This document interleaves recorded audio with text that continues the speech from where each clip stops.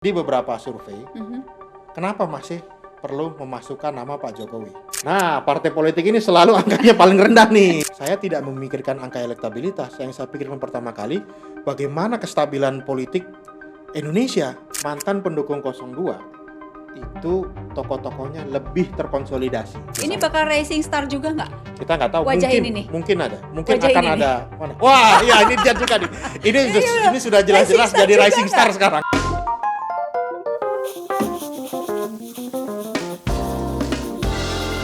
Sensasi baru, nikmati waktu. Bang Riko Marbun, Assalamualaikum. Apa kabar Bang? Waalaikumsalam warahmatullahi wabarakatuh. Alhamdulillah sehat. Alhamdulillah sehat. Mohon maaf juga ikut berduka Bang untuk Ya. berita yang luar biasa Terima kasih. mengenai ibunda. Ya, memang ibu saya baru saja wafat, tapi beliau selalu berpesan sama saya kalau jangan pernah ragu, jangan pernah berhenti untuk mengatakan yang benar setiap ada kesempatannya.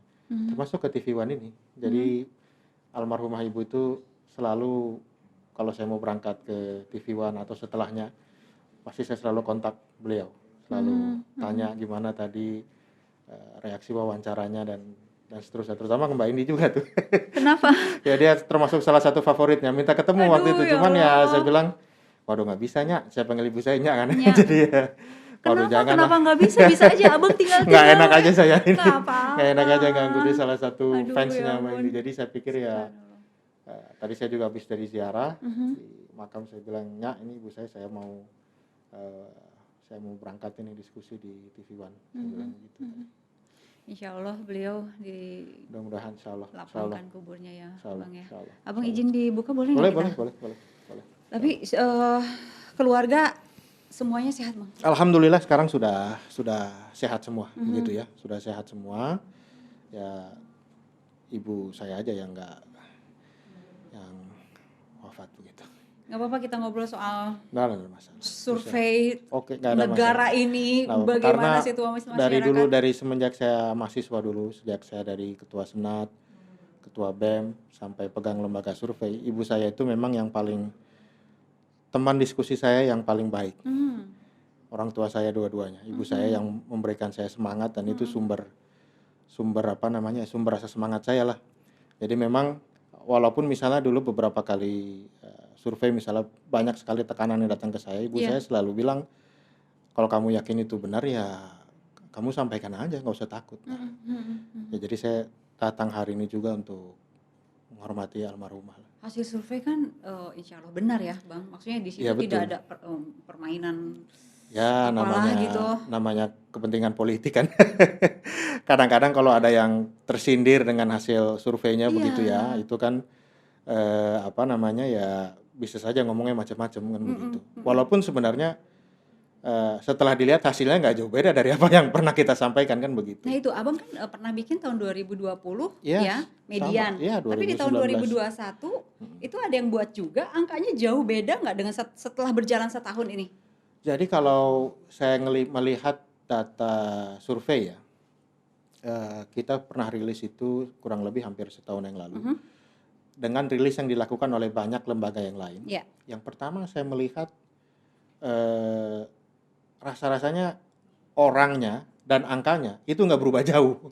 Misalnya selisihnya naiknya cuma 2-3%, kemudian ada yang turun 1, ada yang naik 1, begitu ya, naik 1. Ini yang seperti hasil misalnya Abang begini. ya? Ini lanjut aja, ini kan popularitasnya ya. Lanjut 23 tokoh. Ya, wow. ini artinya kita masukin semuanya nih. Semuanya aja, biar Semuanya kita masukin. masyarakat pilih. Kemudian ketua-ketua partai kita masukin. Terus kemudian kedua Yang screening nama ini siapa? Ini 23 keluar masuk. Oh, itu memang tim. Jadi Oke. nama yang selama ini beredar begitu ya. Kemudian tokoh-tokoh parpol, tokoh-tokoh potensial, dan itu selalu kita selipkan. Kalau misalnya ada di antara nama itu yang tidak ada di kuesioner dan Anda ingin sebutkan, Anda sebutkan aja. Jadi bebas. Orang bisa mengatakan lebih dari Dan inilah 23. hasilnya. Ini hasilnya. Oke. Kalau kita lihat kan memang sekarang waktu itu setahun yang lalu Prabowo itu nomor 1. Anies Baswedan nomor 2 ya, 18,8, 15,8, kemudian ada Sandi Uno 9,6, AHY 8,3, Ridwan Kamil 5,7, Ganjar 5,5, Khofifah 5,4, Risma 3,3, Mahfud MD 3,3 dan seterusnya. Kalau kita melihat ini 5 sampai 6 besarnya, sekarang ya ini juga orangnya. Iya. Ini juga orangnya, cuman mungkin ada sedikit kenaikan peringkat ya. Tetapi begini, kadang-kadang saya melihat begini. Orang rilis kan, rilis ini meningkat. Iya. Tapi sebenarnya naiknya cuma 1%, 2%, itu sebenarnya nggak terlalu nggak terlalu signifikan. Iya. Jadi kalau kita melihat angka-angka ini sebenarnya kesimpulan saya dari setahun lalu sampai sekarang ada perubahan, tetapi tidak terlalu signifikan. Mungkin yang agak signifikan agak naik itu misalnya Ganjar. Oke. Ganjar itu menyodok di beberapa survei itu. Mungkin saya nggak tahu ada datanya atau tidak tuh. Ada apakah dia nomor 2 Ini atau abang nomor 3? berkenan nggak kita lihat Tampilin aja, nggak apa-apa. hasil survei yang Bisa kan, dari ada lembaga lain ya? LSI, ada indikator, ada macam-macam tuh. Nah ini silakan. kan angkanya juga beda-beda nih. Salah satunya adalah ini tanggal 3 sampai 8 Februari ya. Mana coba kita lihat dulu ke bawah. Oke. Nah, stop dulu. Ini. Itu kan, lihat kan? Tadi di punya abang Prabowo ya. Prabowo kan 18. Nggak bisa Ini di di angka split ya, 22 split nih. kiri kanan nih, split kiri kanan 2 window gitu. Ya Kita kan? mungkin bisa lihat 2 window. Mana nih yang punya abang ini? Tuh, itu. Nah, oke, digeser sedikit. Coba lihat. Oke. Itu yang kirinya aja tuh. Itu. Bisa full screen mungkin yang ini ya, yang sebelah kiri ya. Sebelah kirinya mungkin dihilangin tuh. Nah, itu kan dia paling atas Tuh, Prabowo. Prabowo kan 18,8. Sekarang ya 22 lah 22,5. begitu kan, kurang lebih. Kemudian yang mungkin naik agak jauh itu siapa namanya? Ganjar di sini ya. Ganjar nih 10,6. Dia Ganjar Kemudian ada di urutan ke-6 ya. Sekarang dia naik di 5 besar. Iya. Terus kemudian ada Anies Baswedan. Nah, ini tidak ada di sini dulu, ya. Ahok aja tuh. Ahok, Sandiaga Uno turun ini dikit. tahun sekarang Ahok masuk ya? Iya, Ahok masuk nih. Oke. Kalau dulu kan Sandiaga Uno 9, sekarang 6,9 atau 7 lah. Berarti kan turunnya cuma 2%. Iya. Jadi walaupun yang pertama ya ada pergeseran peringkat sebenarnya.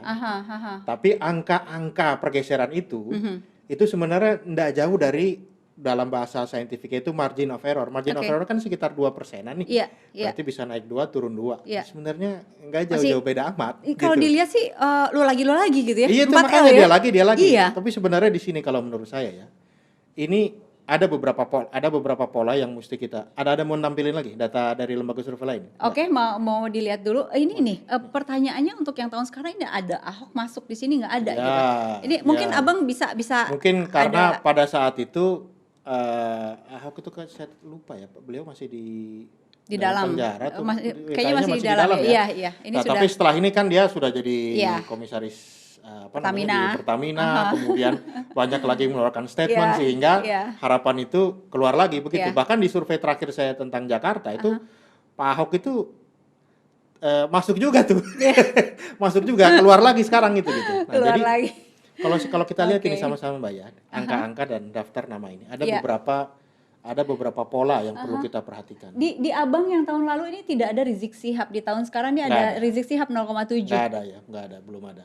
Tapi ya angka di bawah 1% itu sebenarnya sih itu relatif kecil lah ya. Artinya bisa come and go anytime. Ini Gatot Nurmantio di tahun sekarang 2%, di sini 1,6, beda tipis juga ya? Beda tipis ya, makanya jadi sebenarnya kalau kita lihat dari sisi angka per angka itu ini ada sesuatu yang linear dan sebenarnya terus berjalan sampai sekarang. Satu, saya lihat ya. Coba kita lihat nih. Kalau saya kan 23, kalau ini lebih dari 26, lebih dari 20. Ini berapa nih? Boleh digeser nggak jumlah tokohnya? Nah, ini total kan bisa sampai 29. Sampai 29. Nah, berarti kurang lebih 6 ya. Ya. Tapi Mbak, kalau Mbak jumlah nih, dan saya udah pernah jumlah nih semua nih. Kalau kita bagi ini jadi 2, misalnya mantan pendukung 01, mantan pendukung tokoh-tokoh pendukung 02, maka di sini ada polanya. Polanya begini. Mantan pendukung 02 itu tokoh-tokohnya lebih terkonsolidasi dan orang lebih siap memilih. Kalau kita lihat nih, misalnya 5 besar nih. Ya. Prabowo, walaupun yang kanan ya? Ini yang kanan aja nih ya. Kita ambil yang kanan aja, yang baru aja lah. Ya. Prabowo, itu kan mantan oposisi tuh. Ya. Anies Baswedan, jelas oposisi tuh, ya kan? Sandiaga Uno, mantan oposisi tuh. Jadi dari 5 besar, itu 3-nya mantan oposisi semua. Coba aja lihat di tempat saya juga. Di sini? Prabowo nomor 1, Anies nomor 2, Sandi, AHY, Ridwan Kamil aja yang bukan. Jadi memang kalau dilihat dari situ satu, itu makanya itu jadi ini memang agak panjang nanti kalau bicara ke situ. Jadi pertama saya ngelihat satu di 5 besarnya itu memang tokoh-tokoh mantan 02 itu terkonsolidasi. Yang kedua kalau kita jumlah nih Mbak ya, saya pernah milihin satu-satu. Misalnya ini ada Risma, jelas ya masuk 01, Susi masuk 01, Ustadz Abdul Somad masuk 02, Gatot masuk 02, Khofifah masuk 0. Kalau saya jumlah semuanya, angkanya, pertama kan kita lihat begini, jumlah tokoh mantan 02 itu jumlahnya lebih sedikit. Iya. Antara 8 sampai 10 orang. Logikanya adalah kalau tokohnya sedikit, suaranya lebih gede, ya kan? Terkonsolidasi, maka lihat aja angkanya gede-gede. Sementara mantan pendukung 01 itu tokohnya bisa 15 sampai 20 orang. Banyak ini. Banyak banget. Banyak. Angkanya kecil-kecil banyak. Makanya di sini Ganjar harus bersaing sama Risma dan lain sebagainya. Ini artinya apa? Mantan pemilih 02 lebih ready untuk memilih. Mungkin mereka melihat bahwa 2024 payback time lah, istilahnya begitu ya. Revenge dalam tanda kutip begitu kan. Dan mereka sudah lebih siap untuk memilih. Tokohnya nggak banyak-banyak, saya maunya ini, lebih terkonsolidasi. Antara 5 sampai 10 orang, bahkan cuma 8 orang. Sementara mantan pendukung 01 ini, mantan pendukungnya Pak Jokowi, ini banyak ini, mereka masih agak terpecah-pecah begitu, banyak. Ya ada Ganjar, ada Bu Risma, begitu, ada Ahok, ada Susi, ada Khofifah, ada Kiai Ma'ruf, belum lagi tokoh-tokoh parpol lain, ada Erlangga dan macam-macam, ada Muhaimin begitu, itu kecil-kecil semua dapat begitu. Jadi itu pola yang saya lihat itu terjadi. Kenapa saya membagi 01 dan 02 begitu ya? Karena secara real itu memang pembelahan itu masih terasa di masyarakat, masih terasa. Saya ambil contoh, misalnya begitu. Sebenarnya sekarang ini Indonesia ini dipenuhi oleh isu-isu non partisan. Covid itu isu non partisan itu. Covid itu menyerang 01 dan 02 juga. Menyerang 01 dan 02 enggak ada hubungannya, dia enggak lihat-lihat, dia enggak tanya dulu kemarin kamu 2019 kamu pilih siapa, enggak ada. Semuanya kan begitu kan, ya 01 juga ya 02 juga kena juga kan begitu. Kemudian krisis ekonomi, itu kan juga enggak ada, itu menimpa semuanya. Betul. Tetapi saya melihat ya cara publik atau cara masyarakat menyikapi misalnya sosialisasi tentang vaksin, kesediaan untuk divaksin, itu coba kita lihat aja ya. Itu saya punya data kemarin yang baru saya buat di YouTube saya. Saya baru launching di sana. Itu terlihat sekali, itu memang saya ambil hanya Jakarta karena itu kan epicentrum pertarungan politik. Itu memang jumlah mantan pemilih 02 yang mau divaksin itu lebih sedikit daripada. Ini survei nih. Ini survei. Saya bikin survei khusus untuk ini. Iya memang, saya bikin survei khusus untuk ini. Atau nanti mungkin saya bisa share datanya ya. Satu itu. Kalau misalnya ada boleh kita boleh nanti ini. Nanti saya share. Jadi itu salah satunya ya. Terus kemudian saya penasaran juga. Nah, kebetulan juga ternyata ada lembaga lain yang buat, ada kalau saya tidak salah CSIS sama bikin juga Vox Populi atau indikator begitu. Mengenai ini. Dia buat, tapi dia buat skalanya Indonesia. Nah, di situ lebih jelas terlihat lagi daerah-daerah misalnya Jawa Barat ini kan 02 kan, Sumatera misalnya ya, itu memang jumlah orang yang meragukan vaksin, tidak bersedia divaksin, atau mantan pemilihnya 02 itu lebih besar yang nggak mau ketimbang 01. Padahal kan sebetulnya itu isu COVID kesehatan loh. Apalagi isu pilpres itu maksud saya. Apalagi isu pilpres. Jadi memang cara kita membaca situasi, cara kita membaca pilpres 2024, mau nggak mau, suka nggak suka, itu memang masih masuk dalam tema seperti itu. Nah, tadi itu ada nama-nama dari kepala daerah ya. Kepala daerah. Ini banyak juga ini yang masuk. Emang trennya seperti itu. Siapapun yang sudah mengepalai atau memimpin daerah tertentu itu akan masuk ke dalam orang yang dijagokan untuk pilpres selanjutnya. Memang yang pertama yang kita lihat dari tren ini ya, selain Pak Prabowo ya, nyaris hampir seluruh ketum parpol itu elektabilitasnya kurang begitu bagus. Kalau kita ngelihat kan, ketum parpol ya, kecuali Pak Prabowo nih, kecuali Pak Prabowo. Ya mohon maaf nih ya, yang lain-lain juga kan kita bisa lihat di situ ada angkanya Pak Erlangga, Pak Muhaimin. Ini kan kita lihat kan angkanya relatif. Ada Abang punya untuk yang ketum partai di sini? Ada kan di situ boleh sebagian, lihat coba lagi, lihat tadi. Jadi dari dulu sampai sekarang nggak berubah, segitu-segitu aja kan ada. Kenapa ketum partai kurang ya, itu diperhitungkan? Artinya itu satu. yang kedua, kalau saya melihat kan kita ngeliat nih, tuh lihat aja tuh, angka-angkanya kecil-kecil semua kan. Iya. Ya. Itu kepala daerah tuh Anies Nah. Baswedan kepala daerah. Ya. Yang partai-partai Ya ini mungkin yang agak tinggi ya sekarang ya AHY aja, tapi kita nggak tahu nih pasca gonjang-ganjing ini setelah nanti kayak gimana KLB, ya. ya. Jadi ini dulu nih, coba lihat aja angka yang sekarang nih, yang Iya. terakhir nih Februari Iya. coba. Oke. Coba kita lihat. Februari yang tahun ini. Ya, Februari tadi yang dari LSI ini kan yang Oke. dari saya ini Oke, tahun boleh lalu lihat. nih. Kita split lagi ya. Nah, coba. 2 window lagi seperti yang tadi. Kenapa ketum partai kurang diperhitungkan dibanding dengan kepala daerah? Nah, coba. Nah, pertama sebenarnya begini ya. Kalau kita melihat dari angka kepercayaan publik, nah ini coba lihat aja nih. Nih. Nah itu. Ya kan ada Haritanu. Iya. Mohon maaf ada Surya Paloh. Iya. Ya kan ada Erlangga Hartarto, ada Iya. Muhaimin Iskandar, ada Puan Maharani, semuanya kan Iya. di bawah semua kan begitu Iya. kan. Nah, itu jadi ada tren seperti itu. Ya, ini bukan berarti kutukan pasti akan begitu terus, enggak, tapi ya Sekarang baru 2021 iya ya. 2021 sementara angkanya begitu. Kalau menurut saya sebab yang paling utama itu adalah satu, kalau kita melihat data misalnya kepercayaan publik terhadap lembaga, kan biasanya ditanya tuh, Anda percaya nggak dengan TNI, Iya. Polri, KPK.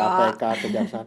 Nah, partai politik ini selalu angkanya paling rendah nih. Iya. Jadi mau nggak mau memang apa namanya ya, Ketuanya sementara juga. ini ketum-ketum parpol kena imbasnya Iya. begitu. Itu yang pertama. Yang kedua, kalau kita lihat mengapa di sebagian besar ini rezim kepala daerah begitu ya, Iya. atau track kepala daerah itu jauh lebih terlihat jauh lebih baik ya Iya. sekarang ini ya, dan memang trennya juga begitu. Seperti mereka seperti kenapa? Karena seperti seakan terlepas dari partai gitu.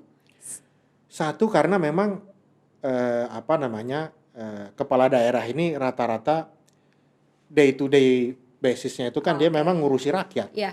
Iya. ngurusi warganya, Iya. kan begitu. Beda misalnya dengan ketum parpol nih. Jadi ini ada dua isu yang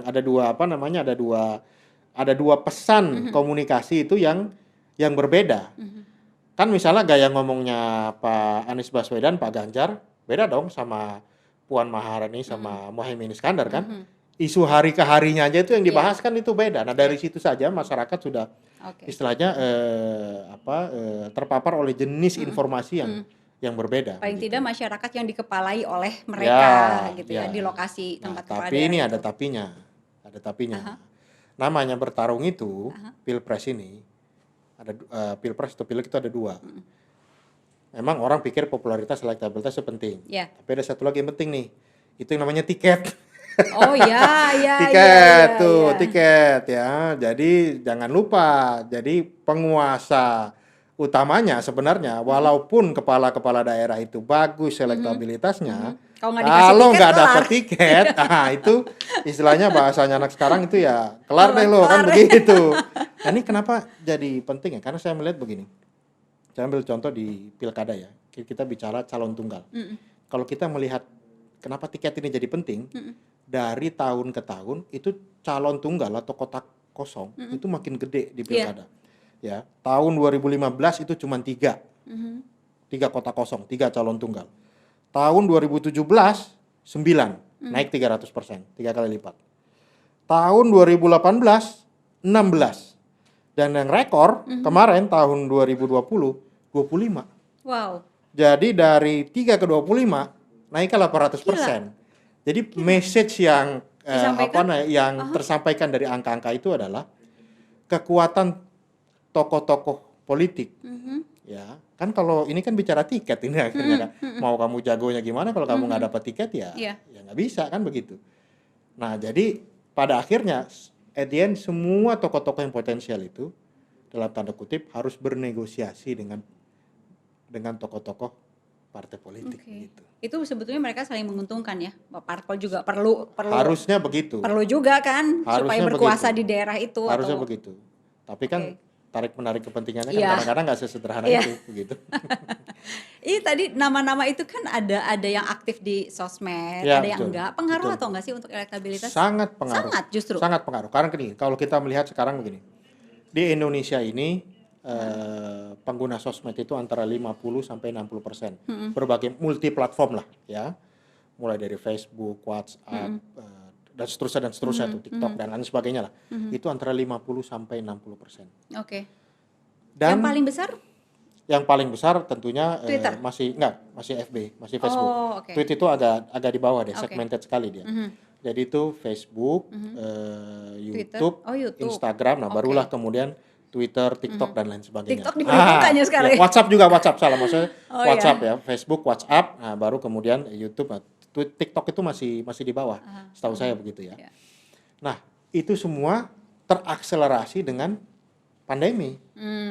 Sekolah pakai Betul, apa namanya, betul. pakai Zoom, online kan? gitu ya, kerja pakai online begitu ya. Ya bahkan saya waktu nyengok orang tua saya pakai online juga istilahnya begitu, nggak bisa ketemu langsung. Jadi ya apa namanya, ya mau tidak mau, apalagi sekarang kalau mau ketemu lebih dari 20-30 orang, saya pikir yang datang juga grogi kan kalau terlalu ramai kan, kalau terlalu ramai kita grogi juga nih kalau terlalu ramai kan begitu. Nah jadi mau nggak mau sekarang platform media sosial itu sangat Justru, menentukan. Ini kan Sangat kita masih nggak tahu nih bisa ada sekolah online atau kita bisa Betul. kumpul-kumpul lagi 2021, 2022 bahkan Betul, gitu. iya, betul. Dan ini menjelang 2023, 2024 Iya. gitu kan. Nah, ini udah makin deket gitu. Betul. Jadi memang orang siapapun calon yang sedang diperhitungkan Wajib tadi masuk di online. wajib Masuk di online Oke. begitu. Wajib masuk di online begitu ya. Jadi cara lama door to door, ngumpulin orang, orang, panggung gitu. pawai, dangdutan gitu ya. Nah, itu nanti kalau memang ya mungkin 70% sudah 80% sudah divaksin, itu mungkin ceritanya lain kali. Tapi kan itu kita nggak tahu sampai ke sana itu kapan. Iya, sampai ke sana itu Sampai ke sana itu kapan. Aha. Jadi ya mau nggak mau semuanya begini kayak kita gini podcast gitu kan ya. Iya. Kemudian ya harus begini mau nggak mau Oke. caranya. Dan Oke. itu memang ya istilahnya kalau mau sama-sama selamat ya, baik kandidatnya maupun tokohnya itu ya, kita kan lihat kemarin waktu Pilkada 2020. Berapa banyak itu tokoh-tokoh yang istilahnya nggak lama setelah dilantik wafat karena Covid. Iya. Penyelenggara juga begitu. Iya, betul.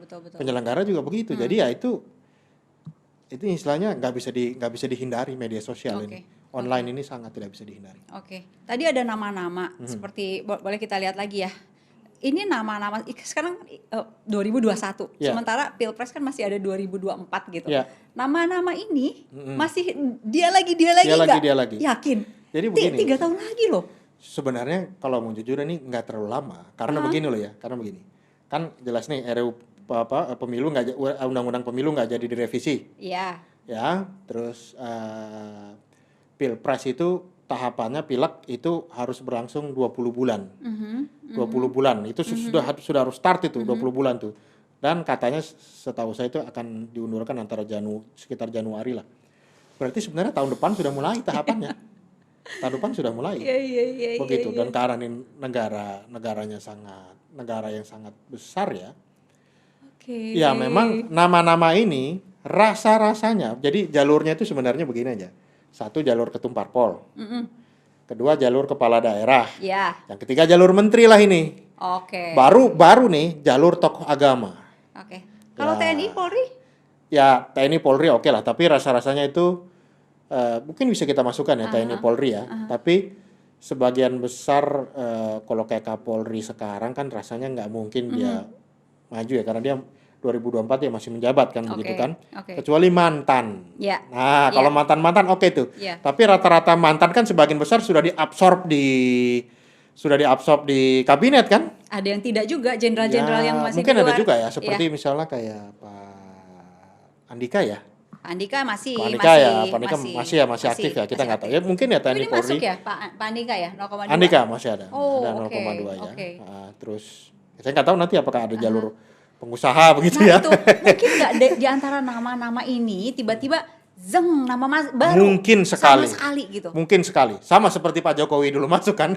Istilahnya begitu. Oke. Pak Jokowi Sama kan seperti, lama tuh prosesnya di Solo ya, dulu. ya kan di berapa Solo lama. dulu. Ya, tapi kan pada saat itu istilahnya kita bisa katakan dia rising stars lah begitu ya. Dari survei-survei sebelumnya kan dia nggak pernah.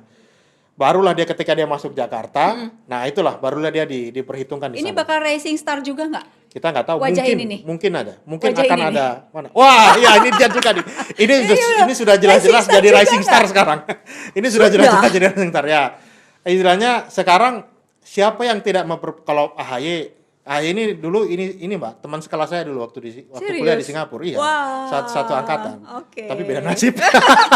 Beda nasib ya. Beda nasib ya. Okay. Jadi kalau beliau saya kenal secara pribadi. Nah, kalau Pak Muldoko ini sebenarnya kan kalau kita lihat itu secara popularitasnya tadinya sebenarnya relatif biasa-biasa aja. Tapi dengan diperbincangkan. Di tempatmu tahun lalu udah ada sudah ada namanya, tapi nggak boleh lihat nggak? Coba lihat ya popularitasnya. Seingat saya itu yang tahun lalu ya. Tahun sekarang jelas ada soalnya. Coba lihat ya. Waktu itu masih seingat saya di tempatmu nggak keluar. Ada itu. Ada tuh 0,6. Coba lihat popularitasnya naik slide sebelumnya, Mbak. Slide sebelumnya. Oh, yang sebelumnya. Sebelumnya coba kita lihat ya.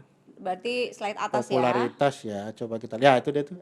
Ke atas lagi. Ini 34,7. Nah, dia di 34,7. Jadi sebenarnya popularitasnya kan waktu tahun lalu under 50, di bawah 50%. Di bawah 50%. Di bawah 50% itu berarti kurang dikenal kan?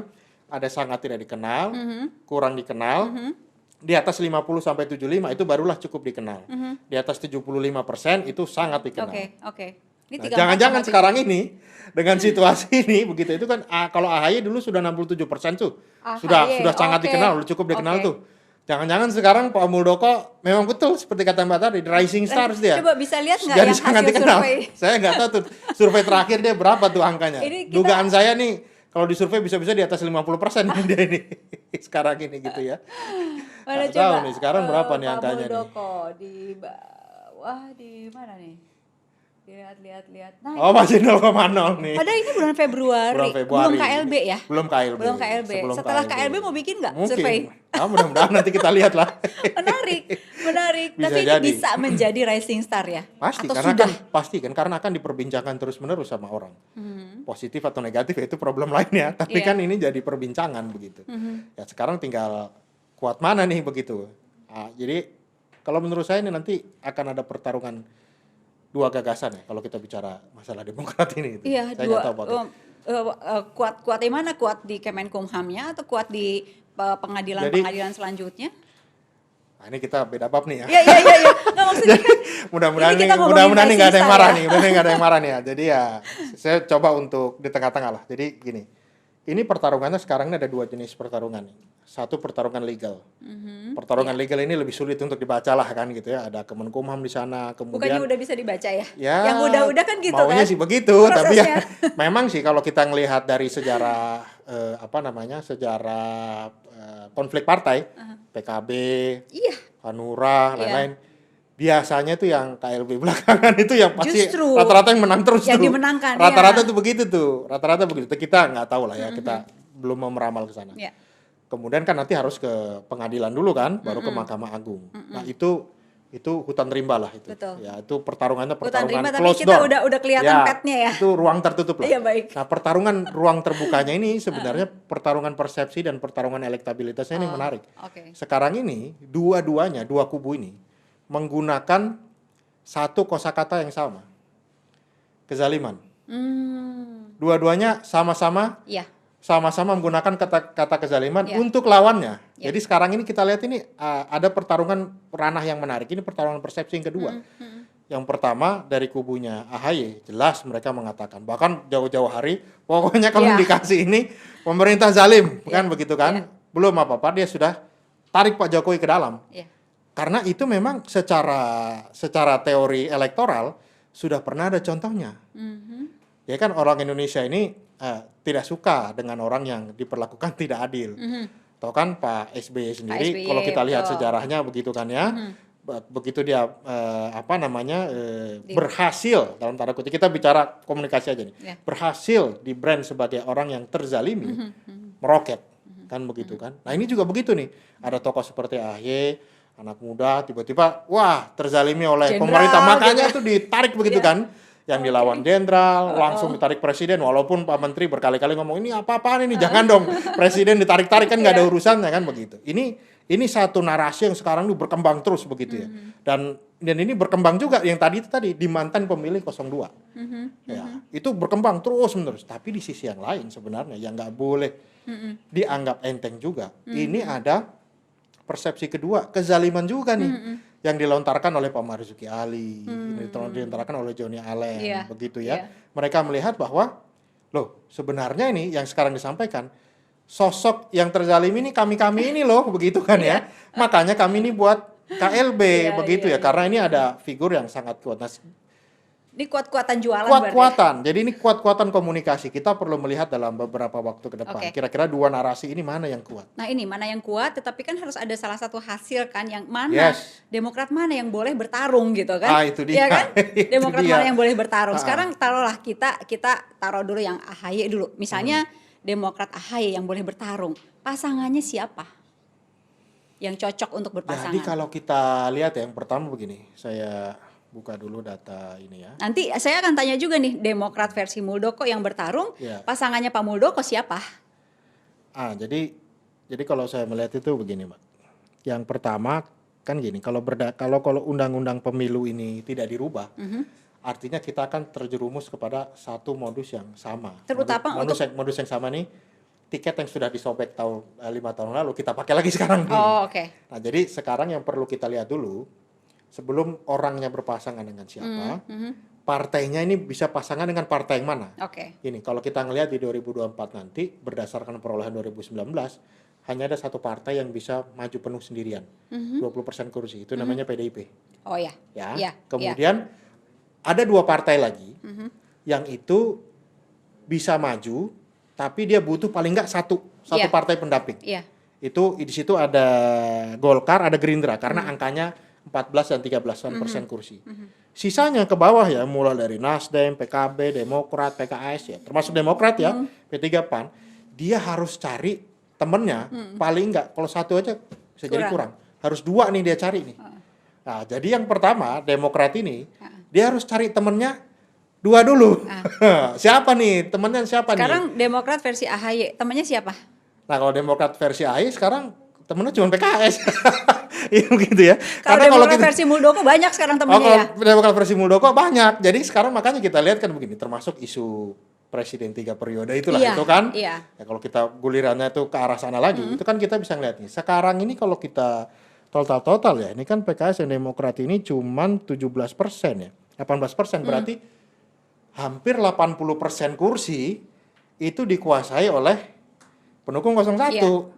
Kalau Demokratnya nih pindah ke Muldoko, wah jadi 90% tuh.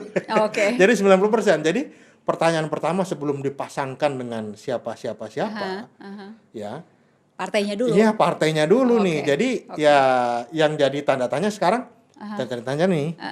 Ada nggak partai yang berani pasangan sama Demokrat?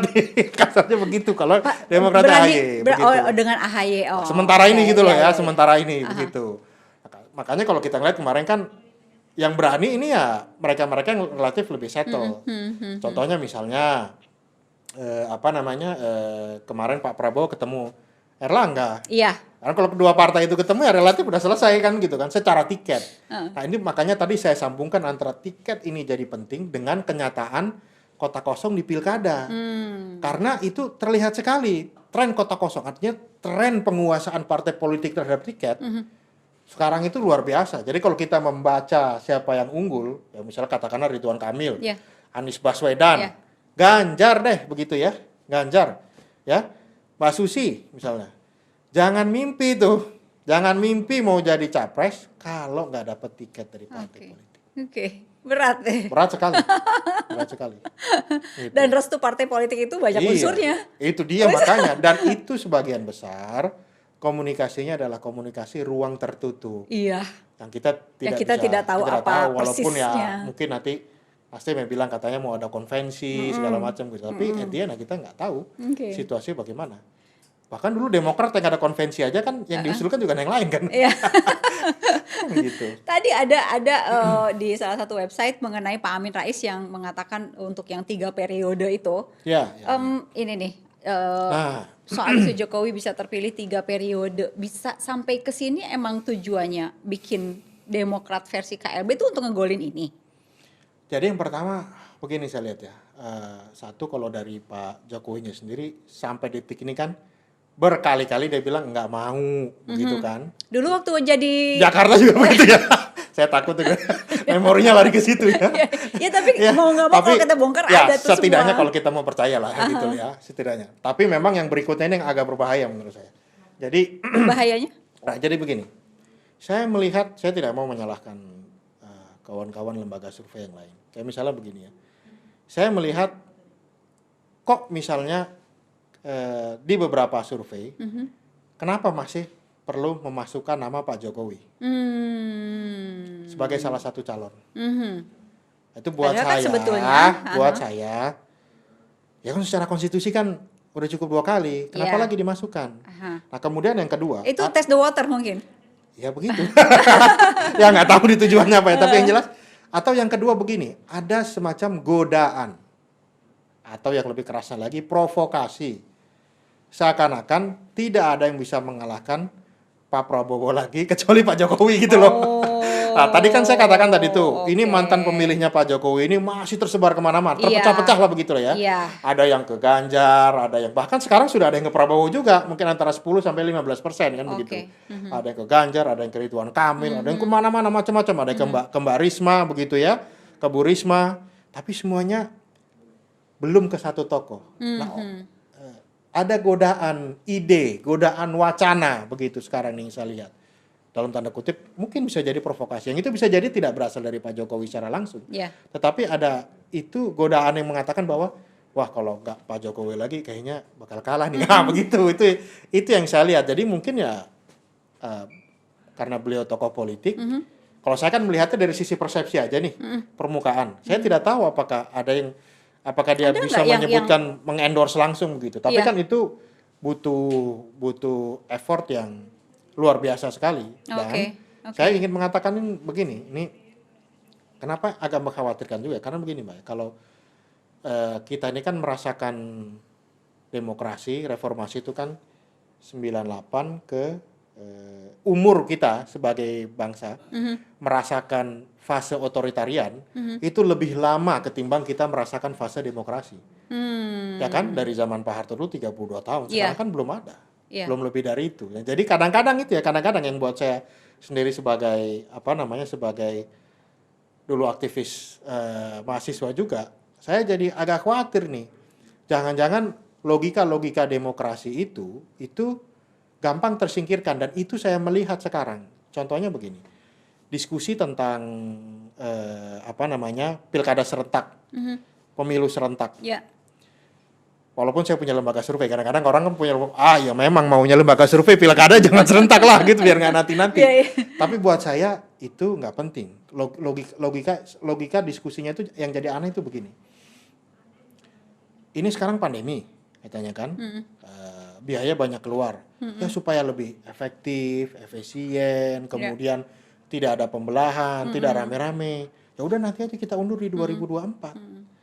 Jadi dan itu kan kita lihat nanti Mbak ya, nanti di 2022, di 2023, karena sudah tidak ada pilkada, kita akan punya ratusan kepala daerah yang itu tidak dipilih langsung oleh rakyat. Ya, dan itu sudah ada pembiasaan di sana berartinya. Dan itu kan ditunjuk langsung, ya kan? Yang saya agak bingung memang kemarin begini, waktu 2020, salah satu alasan kan waktu itu kan pilkada 2020 ditunda aja deh, kan pandemi. Sebagian besar alasannya adalah jangan ditunda. Kenapa? Kalau ditunda nanti ada ratusan kepala daerah yang PLT kan begitu kan? Itu kan alasannya keluar. Lah kok nanti 2022, 2023 ini bagaimana nih yang PLT ini? Jadi Anda bayangkan nanti kita akan dipaksa dipimpin oleh orang-orang yang tidak dipilih oleh masyarakat. Dan kalau keterusan bagaimana? Begitu ya. Ya sekarang mohon maaf ya, kayak misalnya bansos saja. Ya kan? Kurang apa itu? Dikorupsi juga. Gitu-gitu maksud saya begitu. Apalagi yang tidak ada akuntabilitas di sana. Tiap ada celah kalau korupsi sih itu jalan makanya, aja gitu. Itu dia makanya. Apalagi begitu ya, yang memang pemilih, kalau saya gitu, memang kepala daerah yang dipilih langsung aja itu bisa korupsi. Anda bayangkan kalau yang tidak dipilih secara langsung, yang dia gitu tidak merasa melekat langsung dengan rakyat, dia nggak ada istilah nggak perlu malu, nggak perlu malu ke rakyat, dia cukup perlu malu dengan yang menunjuk dia kan. Anda bayangkan itu apa yang terjadi nanti begitu. Oke. Ini menarik karena 2024 tadi Abang bilang kan tidak lama lagi gitu ya, tidak lama lagi dan semua lebih banyak di digital, lebih baik di digital ya. Nah, tujuannya supaya orang bisa nge-grab begitu banyak pemilih gitu ya Bang ya. Itu mereka harus melakukan banyak YouTube atau banyak ngecap gitu, atau banyak apa gitu. Yang pertama, jadi kalau saya melihat begini, ini memang ada pergeseran cara orang mengkonsumsi informasi. Kalau dulu itu kan kadang-kadang untuk buat satu konten, kalau kita lihat misalnya talk show di TV itu kan, atau kita baca itu berat-berat, konsumsinya butuh waktu lama. Kalau saya melihat sekarang begini, yang penting itu cepat. Iya. Kuantitas dan frekuensi. Sehari bisa 2, bisa 3, besok buat lagi, besok buat lagi. Enggak ada hari tanpa konten. Karena memang itu serbuan konten itu luar biasa. Ya kayak Pak Fadli, itu rajin ini. Pak Amin Rais juga kan tiap hari buat ini juga, dia buat konten juga. Hampir semua partai politik sekarang saya lihat YouTube-nya itu jauh lebih aktif sekarang, walaupun yang nonton masih dikit-dikit ya. Tapi itu cikal bakal. Jadi mau nggak mau memang frekuensi. Sekarang ini cepat-cepatan konten karena memori orang terhadap konten itu juga nggak terlalu tinggi sekarang. Gitu. Nah ini soal nama-nama yang tahun 2024 kemungkinan akan berpasangan. Ada disebutkan 2P nih, Prabowo Puan. Mungkin kan terjadi? Mungkin terjadi. Luar biasa ini. Kalau ini jadi ya. Ini sangat mungkin terjadi. Sangat mungkin terjadi. Kenapa ya? Karena satu ya, kalau kita jadi misal dalam posisi Mbak Puan, melihat Prabowo sebagai orang yang elektabilitas di survei-surveinya saat ini selalu nomor 1, ya kan? Jadi ya wajar dong kan begitu. Yang kedua dari sisi dari sisi tiket, ini sudah selesai kan begitu kan? Jadi artinya effortnya itu tidak terlalu besar. Dan juga nih kalau misalnya Puan maju dari PDIP, begitu ya. Prabowo maju dari Gerindra. Kalau kita lihat nama-nama tadi, berarti kan nama kayak Ganjar, nama kayak Bu Susi, ya Bu Risma berarti majunya nanti di Jakarta, nggak jadi di Pilpres, begitu kan? Ya itu kan otomatis bukan jadi kompetitor lagi, kan ini kan mereka orang PDIP semua nih. Masa kalau Mbak Puan maju mereka mau ngalahin kan? Rasanya nggak mungkin. Atau mau pindah ke partai lain. Kemungkinan ada tapi itu kecil sekali lah begitu kan. Berarti kan yang dihadapi sisa siapa? Nah itu dihadapi berarti tinggal siapa? Anies Baswedan mungkin kan. Pak Anies nggak akan digandeng Gerindra di situ? Ya kalau Prabowo-nya sudah maju kan mau gimana lagi? Sandiaga Uno aja lewat kan begitu kan. Kalau itu kecuali kalau mereka memutuskan maju lewat partai lain. Nah kalau pasangan 2P ini maju, lawannya siapa aja tuh? Ya berarti nanti kita bisa membayangkan ya tadi ya tokoh seperti yang kuat-kuat ya Kak Anies Baswedan, entah AHY entah Muldoko begitu ya. Entah AHY entah Muldoko, kemudian siapa lagi? Ridwan Kamil kalau dia bisa dapat partai atau langsung ketum-ketum partai. Kalau berdua ini berpasangan mungkin? Gerindra. Ini Pak Prabowo dan Pak Anies. Oh itu mungkin aja kalau kita bicara mungkin aja. Berarti harus mungkin aja. Harus diusung oleh berarti kan yang tiket dari mana? Cuman kan problemnya Anies Baswedan kan tidak ada partai. Iya, dia harus dapat dia harus dapat dari partai mana kan begitu. Satu partai lagi mungkin misalnya cukup. Misalnya PKS. Bisa. Cukup. Berarti bisa. Berarti kan kalau kita lihat kursinya ya sebentar. Angkanya, Capres militer sipil juga masih diperhitungkan 13 tambah 8 bisa. Bisa 21, banget. Cuman kan nanti pertanyaannya kalau PKS nanti dia akan bertanya lagi. Berarti saya kasih tiket saya ke orang lain lagi kan begitu. Which is itu terulang lagi deja vu nih, mulai dari Pilgub, Pilpres lagi ya. Tapi ya terserah aja sih kalau mau sih boleh aja nggak apa-apa begitu. Militer sipil masih jadi perhitungan orang. Kalau menurut saya sih dikotomi militer sipil itu ada tapi tidak sekuat kemarin ya sebenarnya itu. Kalau sekarang ini yang jadi pertanyaan kalau menurut saya ya, yang jadi pertanyaan ini adalah kalau misalnya Pak Prabowo sama Anies Baswedan begitu ya. Nah, ini kan mantan pemilih 01-nya nanti terkonsolidasi kemana? Bisa nggak misalnya kalau ke Pak Anies Baswedan ini kan dia jelas representasi kelompok politik Islamnya 212-nya kan kuat nih, begitu ya. Nah sekarang yang jadi pertanyaan, mantan pemilih 01 mau nggak lari ke sini, itu maksud saya. Ini harus diperhitungkan juga oleh mereka yang itu harus diperhitungkan sekali, begitu. Nah kalau Prabowo sama Puan ceritanya dua-duanya masuk tuh. Agak lainnya begini. Kalau saya melihat manuvernya Gerindra ya. Jadi Gerindra ini memang komunikasinya cerdik juga nih kalau saya bilang. Ini bukan apa-apa ya, cerdik dan cerdas lah begitu. Ini kayak mohon maaf ini bukan maksud apa-apa. Misalnya seperti pisau bermata dua lah. Kalau kita lihat misalnya dalam kasus FPI begitu ya.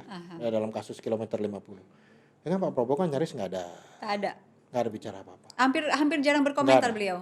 Tapi di bawah itu tokoh-tokoh Gerindranya itu gaspol begitu ya. Bahkan nggak ada ditegur tuh. Dari Fadli, Habibur Rahman misalnya, yang lainnya itu kan gaspol terus. Sehingga cemplong itu nggak ada. Nah, sehingga begini, di satu sisi di kalangan pemilih 02 itu. Ini walaupun saya amati dari diskusi di media sosial. Ya memang istilahnya walaupun Pak Prabowo diam, tapi setidaknya dia masih bersama kita, begitu. Jadi ada begitu, dia diam walaupun sementara aja. Di dalam kabinet sementara aja untuk supaya nanti maju nanti di 2024. Sementara nanti di sebelah di pemilih 01 melihat karena yang dilihat figurnya Pak Prabowo, tuh kan berarti Pak Prabowo ini toleran juga lah begitu. Jadi terlihat sekali gaya komunikasinya itu dia ingin catch all party lah begitu ya, begitu catch all sides begitu. Jadi itu yang membuat pada akhirnya mungkin Prabowo Puan itu jauh lebih menarik dari hitung-hitungan itu ya ketimbang Prabowo Anies. Begitu. Golkar gimana? Menjagokan siapa kalau gitu? Masa Golkar pasti sebagai partai yang selalu berada di kabinet? Itu dia. Kalau kita lihat sejarahnya Golkar dari pemilu ke pemilu itu kan itu dia sebenarnya satu tidak pernah oposisi, tetapi ada satu kenyataan juga yang resminya belum pernah menjadi kandidat yang berhasil. Ya. Kecuali Pak JK loh ya, tapi kan Pak JK dulu juga waktu itu kan wakil kan juga bukan sebagai waktu berpasangan sama Pak Jokowi kan. Pada saat itu sedang di luar ya. Waktu itu dengan di luar. Jadi maksud saya Pak Erlangga dia perlu mendobrak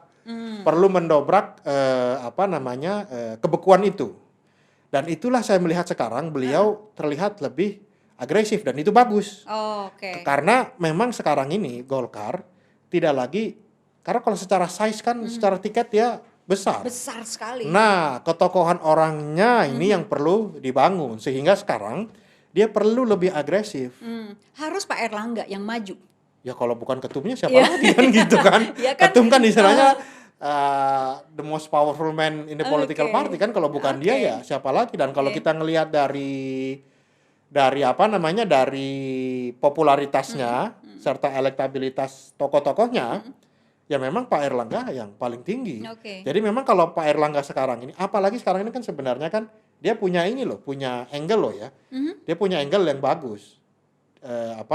Blessing in disguise. Ekonomi, karena situasi sekarang ini memang tidak baik, begitu ya, kurang baik. Jadi beliau hadir misalnya membawa kebijakan ekonomi yang mungkin itu bisa dan ini posisi dia beda dengan Ibu Sri Mulyani. Ibu Sri Mulyani nggak punya partai. RI 1 atau RI 2? Dia? Iya.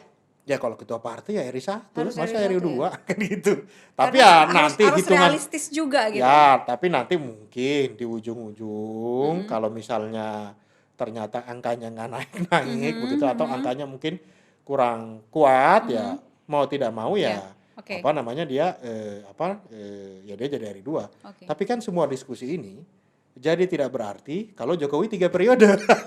Ada 3 periode kan begitu kan? Itu yang jadi ini. Tapi saya melihat sih sekarang kalau melihat rasanya sih saya melihat ya ini mungkin hanya godaan provokasi sebagian kecil orang. Godaan provokasi yang bisa jadi real juga loh. Ya, jangan sampai kejadian kalau menurut saya sebagai aktivis mantan aktivis begitu ya demokrasi untuk para pendukung tinggal ubah undang-undang aja gitu. Ini saya ambil contoh begini. Kemarin waktu 2019 Pak Jokowi itu kan petahana. Kenaikan suaranya kan nggak lebih dari 3%. Saya ingat dulu waktu saya survei, saya bahkan sering wawancara saya dulu ya kan. Cuman kalau nggak salah cuma ada 2 lembaga, saya sama Kompas waktu itu yang bicara. udahlah Pak Jokowi ini bisa unggul, tapi keunggulannya itu antara 9 sampai 11% lah, 9-10% lah, nggak jauh-jauh lah begitu. Artinya nggak jauh dari suara 2014 lalu, ya kan? Kenaikan suara Pak Jokowi dari 2014 ke 2019 dengan seluruh effort yang kita lihat yang kemarin itu ya, kan cuma 2-3% naiknya suaranya. Yang artinya? Ya kecuali kalau Pak Jokowi menangnya 70-80%, mau tarung lagi untuk yang ketiga, itu masih mungkin masih menemukan pembenarannya secara persepsi politik begitu. Kalau kemarin kan pertarungannya luar biasa. Iya, banget. Luar biasa, rakyat juga gontok-gontokannya luar biasa begitu ya. Jadi menurut Abang, walaupun nanti ada 3 periode, ya waduh, itu luar biasa itu. Saya sih angkanya nggak ingin lebih besar dari yang kemarin. Saya kalau itu terjadi, saya tidak memikirkan angka elektabilitas. Yang saya pikirkan pertama kali, bagaimana kestabilan politik Indonesia. Itu gonjang-ganjing, gontok-gontokannya, ancur-ancurannya itu tiap hari itu bagaimana? Sudah corona, gak usah begitu. Sekarang aja istilahnya di Laut Cina Selatan, negara-negara adidaya sudah mau tempur di sana. Di dalam negeri kita tempur lagi sendiri. Dan saya yakin itu yang akan terjadi. Tapi kalau itu misalnya terpaksa didorong ke arah sana, tapi dalam lubuk hati yang saya paling dalam, mudah-mudahan sih rasanya sampai detik ini Pak Jokowi tidak menginginkan itu. Tapi kalau itu sampai terjadi, kalau masyarakat dan rakyat menginginkan, bangsa ini membutuhkan, ya itu kan dulu bahasanya Pak Harto itu. Bahasanya Pak Harmoko itu dulu. Mohon maaf ya, itu jadi teringat dulu waktu saya masih mahasiswa dulu. Tapi kan banyak juga orang yang mengatakan bahwa masyarakat ini membutuhkan, negara ini membutuhkan, saya siap untuk. Tapi kalau dari survei sih kita sendiri sebenarnya sudah survei juga. Cukup 2 periode itu besar sekali angkanya, di atas 70% begitu. Nah, kalau yang saya omongkan tadi itu kan adalah fakta-fakta yang telah terjadi begitu. Dan ini kalau saya melihat kan begini. Dan fenomena 0102 itu mengapa sekarang tidak ada letupannya? Karena mereka merasa yakin ada kanalnya. Kanalnya itu apa? Kanalnya 2024. Kalau itu nggak ada, ya Allah, itu apa yang terjadi nanti sama Republik kita? Itu saya nggak ngerti. Saya mudah-mudahan sih nggak, orang artinya jangan sampai mengejar kepentingan pribadi begitu ya. Kemudian melihat gontok-gontokan rakyat ini. Nauzubillah min dzalik itu. Mungkin yang sedang menyaksikan ini Bang, lebay 0102 udah nggak ada gitu kan. Banyak yang mengatakan nggak ada, udah nggak ada sekarang. Kok lu masih bahas-bahas 0102 gitu. Ya buktinya yang ditangkepin tiap hari gara-gara itu makin banyak, satu. Yang kedua, kita lihat aja diskusi di medsos nih. Ini kan semua karena ada force law enforcement aja nih. Jadi istilahnya ditekan habis-habisan begitu. Kalau nggak ada sih berantakan, dan itu saya yakin itu perlawanannya begitu. Saya ambil contoh data vaksin tadi itu aja deh. Vaksin itu kan nyawa orang. Nyawa kesehatan dia sendiri, keluarganya.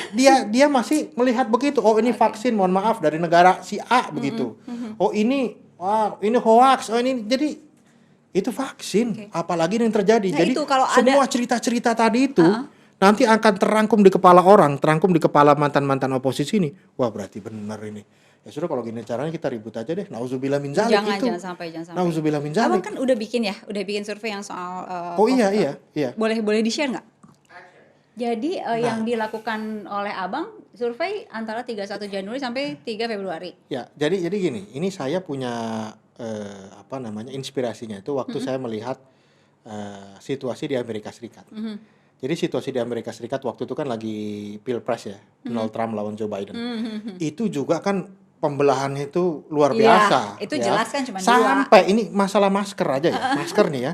Kalau kamu orang Republik, kamu nggak mau pakai masker begitu ya. Kamu nggak mau. Jadi yang jelas sih, kalau dilihat kamu pakai masker itu berarti kamu orang Demokrat, kamu pendukungnya Joe Biden. Padahal ini masker, ini kesehatan. Itu di Amerika. Amerika Serikat loh, begitu ya, yang istilahnya mungkin hampir 100% pakai media sosial ya, yang bacanya mungkin lebih kuat daripada kita. Nah, yang jadi tanda tanya di saya waktu itu. Di sini gimana? Cuman karena saya nggak punya dana untuk buat seluruh Indonesia, saya ambil aja Jakarta. 2020 ya? Nggak, itu salah tanggal itu. 2021 nih maksudnya. 2021. Nah, jadi saya buat 31 Januari sampai 3 Februari 2021. Saya ambil di Jakarta aja. Kenapa? Karena Jakarta ini adalah pusat epicentrum pertarungan politiknya. Coba aja nih diterusin ini. Datanya ini buat saya agak kaget juga. Menduga tapi agak kaget aja. Lanjut terus. Nah, sebelumnya nih. Nah, Waktu saya tanya, pemerintah berencana melakukan vaksinasi massal untuk menangani pandemi COVID. Ini Jakarta loh ya. Anda bersedia atau tidak divaksin? Bersedia Yang 40%. bersedia 40,6%.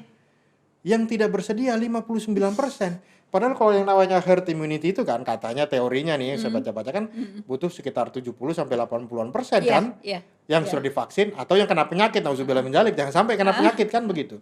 Nah ini Jakarta Yang tidak bersedia. tidak bersedia. Alasannya ada alasannya. Nah nggak? alasannya ada nih. Nah, lanjut Next-nya? terus ya, lanjut next terus.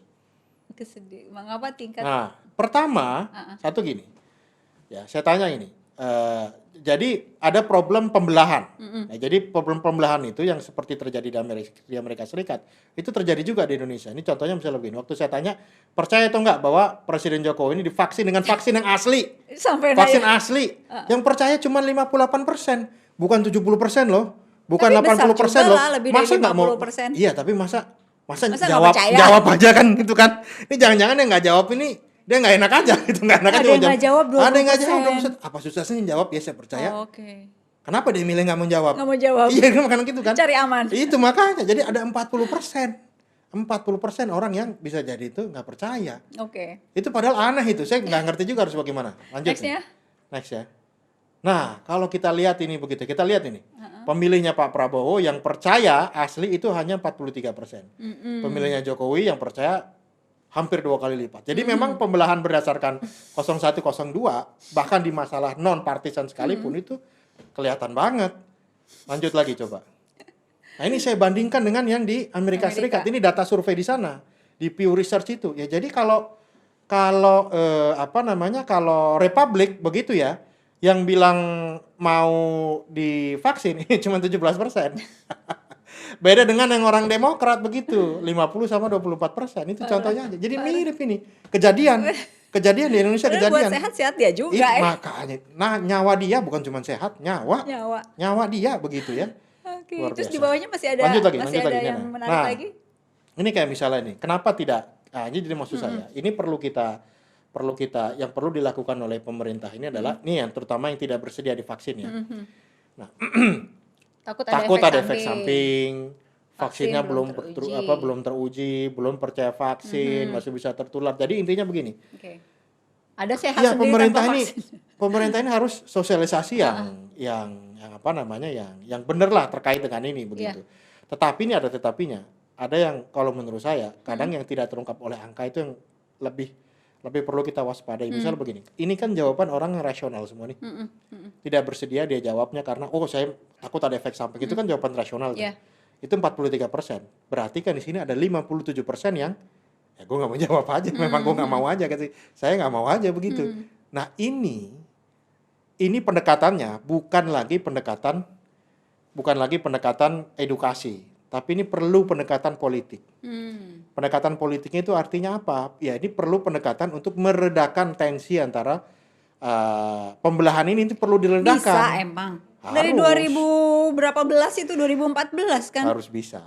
Harus bisa gimana caranya harus bisa. Cara yang paling sederhana itu 7 tahun loh. Itu dia makanya. Tapi kan kalau saya kebetulan agak lengkap nih men-tracking data-data situasi tentang pembelahan ini. Jadi salah satu kegelisahan orang begitu ya, mengapa pembelahan ini berlanjut, itu mayoritas yang mereka mengatakan demikian itu perlu adanya keadilan dalam penegakan hukum. Oh, oke. Itu yang paling penting. Itu yang paling penting. Orang sebenarnya mohon maaf Kalau nggak marah, adil, sebenarnya kalau misalnya HRS ditangkap, Abu Janda ditangkap, mungkin orang nggak masalah tuh. Ini saya agak belak-belakan aja begini. Tapi ya itu datanya begitu. Kalau dua pihak yang istilahnya atau dua-duanya nggak usah ditangkap, biarkan saja itu mereka beradu argumentasi. Orang cuma adu argumentasi di sosmed kok. Kecuali kalau bakar-bakaran, tangkaplah orang begitu. Kalau cuma adu argumentasi itu kan pendewasaan, biasa aja. Itu pada saat itu, tapi kan sekarang kan udah ya nggak terlalu banyak mudah-mudahan sekarang begini. Tetapi kan kalau kita melihat diskusi di sosmednya begitu ya, dan ini kan itu masih terjadi. Kalau nggak kenapa misalnya pihak penegak hukum mesti buat patroli kan, buat patroli. Tapi sekarang sudah agak bagus sih, sudah patroli ditegur begitu, nggak ada yang langsung dicokok dan lain sebagainya. Dan sebenarnya menurut saya jalankan aja itu apa perintah Pak Jokowi. Pak Jokowi ini sudah ngomong, tolong kritik saya. Iya. Ya Tapi yang udah ditangkap. dikritik aja, tapi jangan ditangkap gitu maksud saya, dikritik, yang lain jangan ditangkap. Jadi kan itu yang saya bilang, termasuk apa yang saya katakan ini menjalankan amanatnya Pak Jokowi ya saya kritik juga gitu maksud saya. Mudah-mudahan nggak ada apa-apa kan. Gitu. Mudah-mudahan nggak ada apa-apa. Sebetulnya Insyaallah. diinginkan oleh masyarakat Indonesia secara keseluruhannya. Kita nggak ngomong 0102 atau dari 0102 lah dua-duanya. Sebetulnya kriteria seperti apa sih yang diinginkan untuk menjadi seorang presiden? Ada nggak? Sekarang ini kita ini butuh keberarahan. Butuh arah pemimpin yang, karena begini, ini sekarang ini ya Indonesia ini memang terkenal sebagai orang-orangnya itu optimis begitu ya. Tetapi setahun setelah pandemi ini terjadi, entah sudah berapa nyawa yang hilang, kemudian himpitan ekonomi, kemudian yang jelas sekarang kita tahu pertarungan geopolitik di luar keseimbangan baru antara Tiongkok lawan Amerika, lawan Rusia. Yang ini perangnya sih di sebelah kita. Nauzubillah menjadi kalau ada apa-apa sih kita keseret-seret semua ini. Nah sekarang siapa yang bisa menjawab itu? Siapa begitu? Jadi orang sekarang kalau menurut saya sudah tidak butuh lagi tuh misalnya figur yang, mohon maaf ya, misalnya yang dianggap merakyat dalam tanda kutip nih. Ya misalnya harus ketemu, saya jadi agak sulit nih pakai bahasa ini menghindari keluar masuk gorong-gorong misalnya. Nggak misalnya keluar masuk gorong-gorong misalnya begitu ya. Atau misalnya beberapa kepala daerah yang saya lihat langsung itu langsung datang ke rumah warga, kemudian memberikan bantuan secara langsung. Ya kalau kasih bantuan secara langsung, mohon maaf saja, Mbak, saya, semua kita di ruangan bisa buat, Mbak. Yang perlu itu kebijakannya. Kenapa? Sekali Anda buat kebijakan, yang terima enak kan ratusan ribu orang, jutaan orang. Jadi bukan pencitraannya sekarang yang dibutuhin. Sekarang warga itu butuh siapa yang bisa jadi solusi ini. Siapa yang bisa jadi solusi. Aku nggak akan nanya siapa di antara itu. Yes, saya nggak akan nanya. Iya. Saya khawatir ini orang-orang kandidat-kandidat ini semua overdosis pencitraan. Jadi mereka bertempur di 2024 ini dengan cara 2019, dengan cara 2014. Padahal situasinya itu beda jauh. Dulu nggak ada COVID, dulu nggak ada krisis. Sekarang ada COVID, ada krisis. Gitu. Nah, kayaknya udah selesai ya. Ya, terima kasih banyak undangannya. Tapi pertanyaannya nanti kalau kita tadi nama-nama ada sudah yang berpasangan ya. Ada nama yang sudah berpasangan. Terus kemudian masih ada Ganjar, pasangannya sama siapa gitu kan. Ada Tri Risma hari ini, nanti pasangannya siapa? Ridwan Kamil, pasangannya dengan siapa? Itu semua akan terjawab menjelang 2024. Nah, karena begini lagi nih, kalau kita lihat dari dikit lagi ya, di 2019, pertarungan ini sebenarnya adalah pertarungan nomor 1, bukan pertarungan orang nomor 2. Karena terkadang pertarungan orang nomor 2 itu pertarungan nomor 1 tuh RI1. RI1 maksud saya. Ini adalah pertarungan RI1, bukan pertarungan RI2. Karena terkadang pertarungan RI2 itu bagian puzzle terakhir yang itu memang diperlukan untuk si RI1 itu untuk menang, tapi proporsinya itu nggak besar. Saya ambil contoh misalnya begini, Kiai Ma'ruf Amin. Kenapa sih beliau yang diambil? Waktu itu kita lihat misalnya Pak Mahfud MD udah berbaju dan lain sebagainya. Tetapi kan jelas-jelas saja kan begini. Kita tahulah bahwa pada saat itu kelompok Islam politik ini itu menjadi oposan kuat dari Pak Jokowi. Ya wajar lah diambil lah ini Pak Kiai Ma'ruf kan begitu. Kiai Ma'ruf ini perlu diambil. Kenapa? Karena yang ngeluarin fatwa GNPF kan dia kan begitu kan. Ya setidak-tidaknya sekecil-kecilnya kontribusinya representasi itu kemudian perlu. Begitu juga dengan Prabowo dengan Sandiaga kan begitu. Prabowo dari sisi usia, ya kan kita tahu dia sudah berapa kali maju itu. Iya, nanti 2024 masa maju lagi mungkin ya. Tapi ya mungkin yang ini saya kayak nggak tahu ya, peluang menangnya lebih gede daripada yang kemarin-kemarin kan begitu. Nah, Sandiaga kan kelompok milenial dan lain sebagainya lah itu representasi. Jadi sehingga kalau menurut saya pertarungan siapa RI2-nya itu belum semenarik siapa RI satunya. Gitu. Oke. Yang menarik mungkin nanti ya pasangan partai siapa sama partai siapa. Itu tadi kata Mbak tadi, Demokratnya AHY atau Demokratnya Muldoko nih. Ya itu yang masih ditunggu ini.